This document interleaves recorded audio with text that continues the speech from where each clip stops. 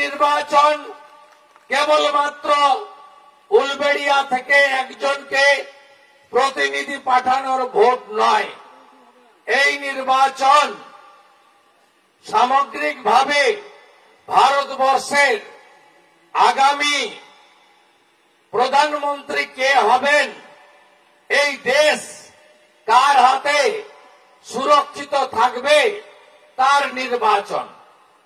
আমরা কি দেখেছিলাম 6 মাস 8 মাস আগে বা 1 বছর আগে ইন্ডি জোট বলে একটি যত দুর্নীতিগ্রস্তরা আছে ইডি সিবিআই কোর্ট যাদের তাড়া করছে তারা মূলত পরিবারবাদীরা এক হয়েছিল।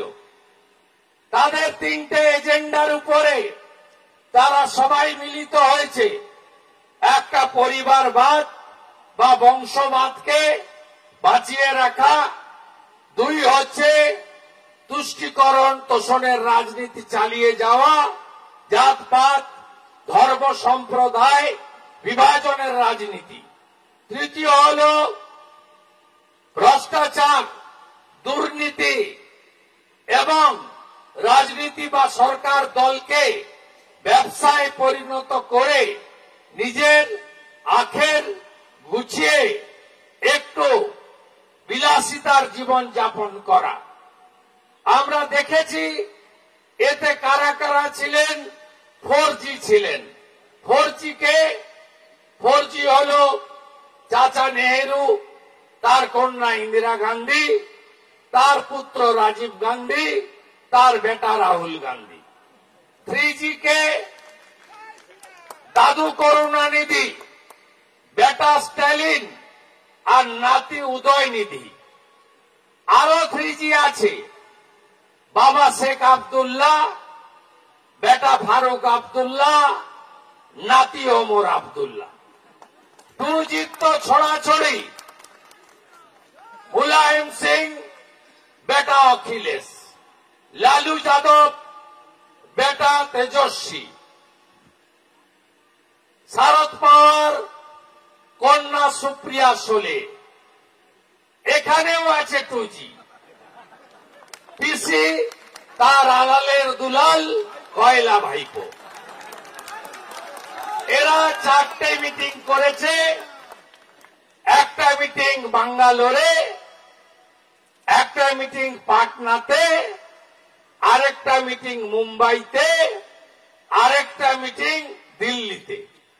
এরা বলেছিল আমরা এক হয়েছি রাজস্থান, ছত্তিশগড়, মধ্যপ্রদেশ, তেলেঙ্গানা, মিজোরামের ভোটে সেমিফাইনালেই আমরা মোদিজিকে উল্টে দেব, আর ফাইনাল তো হয়েই যাবে, তাই তো বলেছিল।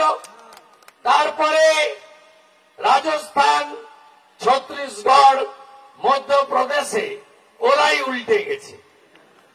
ভারতীয় জনতা পার্টি বিপুল সাফল্য নিয়ে জিতেছে, ইন্ডি জোটের পিন্ডি চটকে গেছে।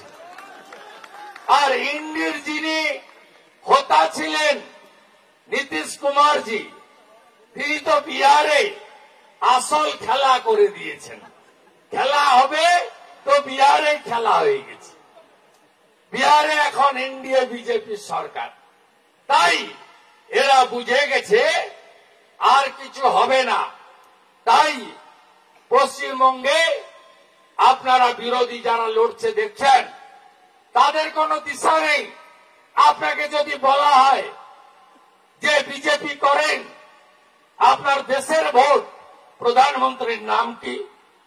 আপনি বলবেন আমরা 3য়বারের জন্য নরেন্দ্র দামোদর দাস মোদিজিকে প্রধানমন্ত্রী করতে চাই। তাই অরুণ দাকে জিতাতে হবে যাতে মোদিজি 400 পেরিয়ে যায় আর উলবেড়িয়াও তার সঙ্গে থাকে।